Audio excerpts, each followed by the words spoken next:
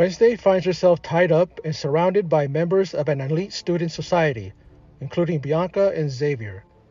Wednesday frees herself and leaves the library, taking one of the books with her. Weems orders Wednesday to play in the school's band at an upcoming town ceremony run by Mayor Noble Walker. A drawing in the book leads her to an exhibition at a local fair where she notices the painting of a girl she had seen in her visions. In the forest, Wednesday envisions the girl, believed to be an ancestor of hers, ready to be executed by Joseph Crackstone, the town's founder who is intent on killing all outcasts, but she is able to escape. Wednesday is ambushed by the monster, which she discovers to be human. Back in town, Wednesday crashes the ceremony by having Thing destroy an inaugural statue of Joseph Crackstone and is scolded by Principal Weems. While investigating a crime scene in the forest, police find a camera that captured photographs of the monster.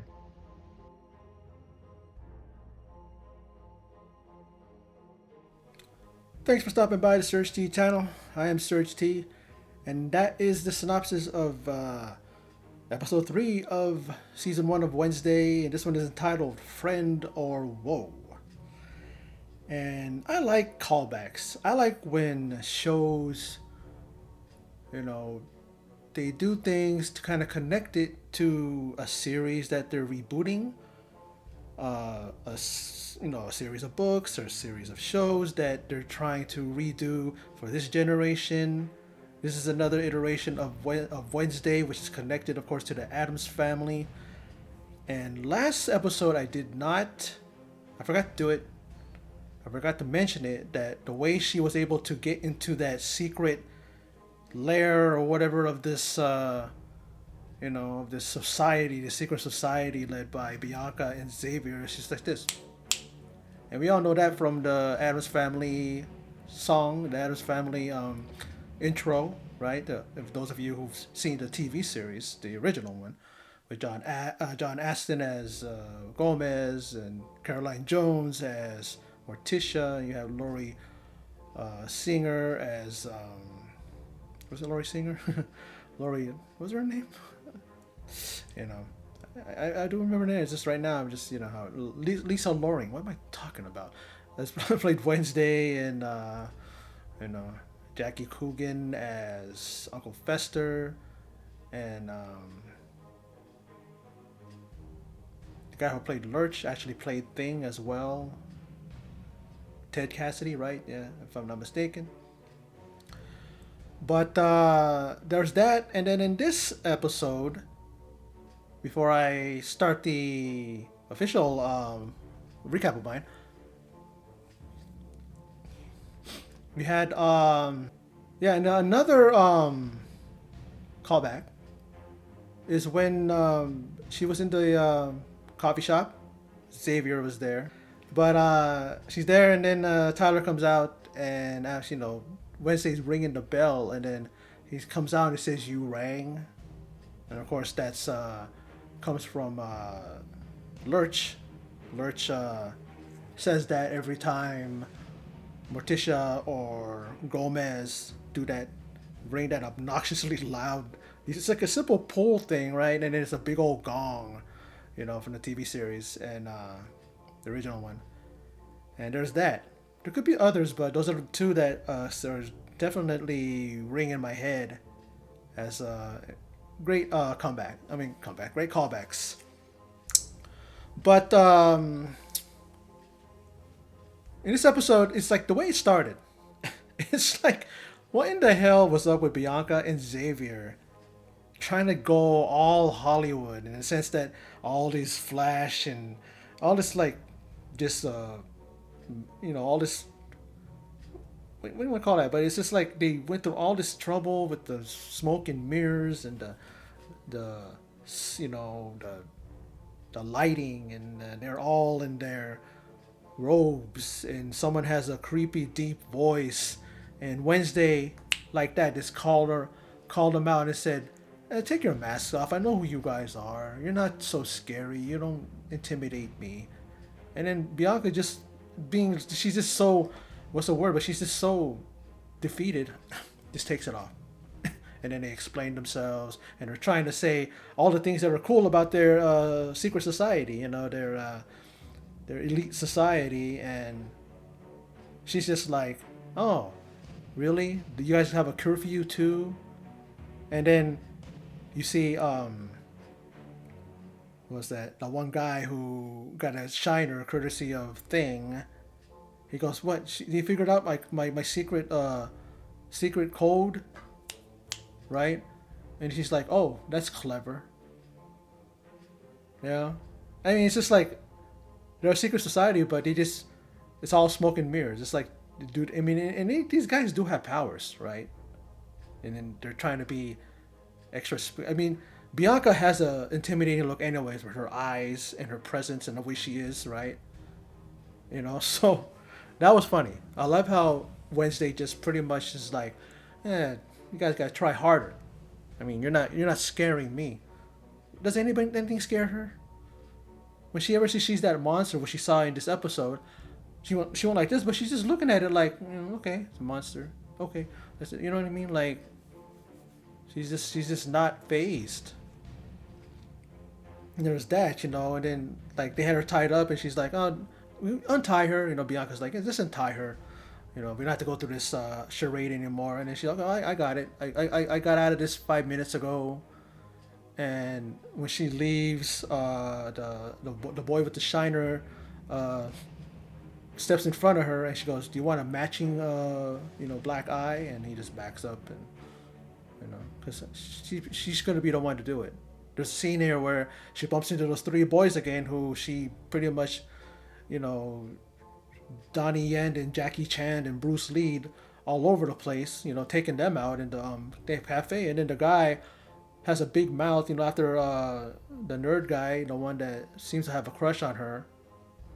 I forget his name, but she comes to his defense at that fair, that fair that they have, that whatever, and then she ends up, pretty much single-handedly beating the leader.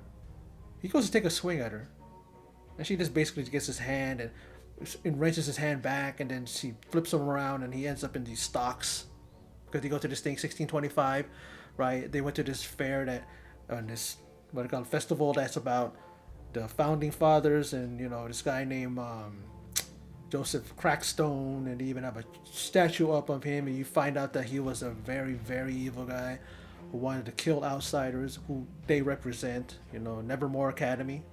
They represent outsiders. And I love the thing about the fact that Thing flicked on that match and blew up that statue, and you see Weems in her constant being at her wit's end with Wednesday, saying that she's going to get her one day. She's going to figure her out. She's going to stop her, whatever she said. But she is definitely hell bent. I guess there was some animosity between her and Morticia. I mean, they were roommates in Nevermore, but now she's trying to take it out on her daughter, I guess. And then like the girl, like when I said, one girl who ends up being and turning out to be a descendant. Her name is Goody Addams. This is the same girl that she saw in the last episode in a vision. And she ends up, they end up bumping into each other after she has the vision. During the vision, they bumping into each other. She says, we got to get out of here. Oh no, he's here. And then when Wednesday turns around, there's Joseph Crackstone, and then she ends up snapping back into reality, into the present. And that's when she sees the monster, peeking its scary eye into the damn crack in the wood there, the fence, the gate. And then that creature that we've all seen, but they haven't seen yet, they end up having photographic evidence, and Sheriff Galpin has it developed and looks at it, and you see it. Pretty scary looking thing, with big old mouth opening with all these teeth, the rigid teeth, sharp. And for some reason, and I'm still wondering what it is, that it doesn't really attack Wednesday like the first time he encountered. He just looked at Wednesday and ran off. And then this one, he just pretty much says, how do you do, through the damn peephole and then goes away. And there's a hint even at the end. You see, she Wednesday tends to do the. You hear her narration. You hear Jenna Ortega, and she said that the beast could be anybody. The monster could be anybody. You see, it shows Weems and it shows Xavier. Even Xavier comes out of a doorway or something, closes it, and he has like slashes right here. And I'm just thinking, is that what happened when? Because the monster attacked somebody, and did that person do that? That's kind of a hint, like, oh, he might be the monster because he got scratches right here. It could be Xavier. How about the one who was a Gorgon? Yeah, his name is Ajax. And he's a Gorgon.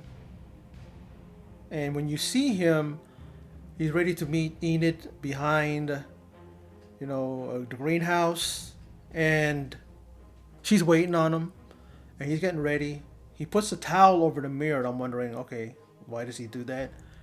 And then the towel falls as he's in the shower when he opens the curtain to step out and dry off, I guess. And then he's like, no, no, no. And then you see him later on, he's turned to stone because he saw his own reflection. And I forgot that that's what Medusa is. And Medusa's a Gorgon from the Clash of the Titans and all that. But my question is, why does he have a mirror? He can eliminate that whole situation to just remove the mirror. Why does he have a mirror? And why would he have a mirror to begin with, in the sense that, if he couldn't look at the mirror, then why would he have one? He has no use for it because it's going to do what it eventually did to him. I look at the his what do you call it? His Wikipedia. I'm looking at his list of films, and it says for this show to present, like 2021 to 2021 to present. So I'm thinking, okay, that he's still in the show, or it's just the fact that his character is in the show, I guess. But that was kind of like a head scratcher. Like, why did you, have to put a? Maybe it's just because it was in the dorm, and everybody else has to use it. I guess that's like, so here I am thinking, but then again, these guys do have their own, right? But I don't think that these guys are paired up with their ilk, their same people in there, right? He's not going to be teamed up with a Fang or with a Fur, right? I mean, he's going to be teamed up with a Gorgon, I guess, Because look at Wednesday, and Wednesday's a Wednesday. What is she at? You know what I mean? But Enid is a werewolf. So, speaking of poor Enid, she thought she got stood up, and her claws came out, and she was scratching, and the whole, the side of the bus, and then pops the front tires of that bus. So, I don't know. Hopefully, Ajax is not stoned for good. But we know what happens when that happens with you look at Medusa. Like when Perseus in the Clash of the Titans film. I'm talking about the original 1981 one, not the horrid remake. But they made Medusa look too beautiful. When Medusa should have looked like a Gorgon. She should have looked like what, they wanted to make her all prettied up and everything. And it took away from it. But the original one, when Perseus would go and he was like looking around and he would see these frozen stone figures, Of course, that's what they should be, because it turned to stone forever, for real. Maybe somebody's going to spin it around. He's probably going to, reverse it. I don't know. But he's probably gone, definitely. I'm just going by the fact that I saw his list of movies, and it says to present. Wednesday from whatever the year the show starts, right? Was it 2023 to present? So, I don't know. But I guess maybe no, just move on. That's that, and then the whole thing with Joseph Crackstone, like they put a trophy, a statue up of him, and these guys don't even know his history and what he really was, what he represented. He didn't want outsiders. He didn't back at that time. During his time, it was the time of the Salem witch trials. I guess that's what I'm looking at, because they're going to burn Goody Addams because she was said to be a sorcerer, a witch. She's able to escape, but her poor mother and everybody else was chained to the floor inside of a farmhouse, I guess you can say, a barnyard. And he burns it, and it goes up in flames, but she's able to escape because her mom said escape and save your future generations to everybody else and stuff. And I think that's why she's reaching out in spirit to Wednesday to save her, to help her out. You know, I enjoyed this episode. Again, it's called Friend or Woe. It's directed by Tim Burton, and he is, and I definitely, he's going to definitely direct one more. He's directing four of these, and so far so good. I mean, this could have easily been a movie. Him directing it would have been great. I love seeing Christina Ricci. Big fan of hers. Always thought that from the moment she started, her first film was Mermaids with Cher and Winona Ryder, all that, and then she's in Sleepy Hollow. She's in the Addams Family movies, all these other types of films, and she does a really good job. And she's one of those actresses that people just really like, just because of the way she plays. I mean, she played Wednesday the best until Jenna Ortega. Jenna Ortega definitely gave her a run for her money, maybe even took the money and ran with it. And this is her role. She made it hers, her own. And she's just amazing. Every time I see her on the screen, I can't take my eyes off the screen because she's just so good at what she does, you know. But this show, this episode, I'm pretty sure I covered everything I need to cover. Talking about the callbacks with the two snaps and the you rang references. I love that when they do that. And pretty much the gist of this episode is she's getting closer and closer to solving things. The whole thing with her ancestor. We were finding out that it's an ancestor of hers, Goody Addams, and what's going on with that, and the reveal of Joseph Crackstone being somebody who does not like the outsiders, does not like Nevermore. They got invited to a thing that commemorates his memory and a statue and everything. And good on her and thing. Especially her. She's playing her thing, her cello, and she's like not into it because they're doing a cover version of "Don't Stop" by Fleetwood Mac, and then once it blows up, trophies like that, she's into it, and she's doing like a very ominous music to it, so it's hilarious. It was her speed. That's what she liked. That's when she got into it. She didn't want to do that cover of a Fleetwood Mac movie. I mean, a Fleetwood Mac song. But I'm a fan of Fleetwood Mac, and I like Fleetwood Mac, but it's not her. And I know she didn't want to do it. You definitely know she didn't want to do it. But anyway, that's my video for episode 3 of season 1 of Wednesday, titled Friend or Woe. I like how they're always putting woe in these titles, and kind of a take on a lot of the different sayings and things how the title is. It's like different sayings from books and things, and then they put woe in there, which okay, and I like that. It's kind of clever. But anyway, that's my video. So for those of you who stopped by and checked it out, I appreciate it. Thank you for your support. And in closing, as always, take care.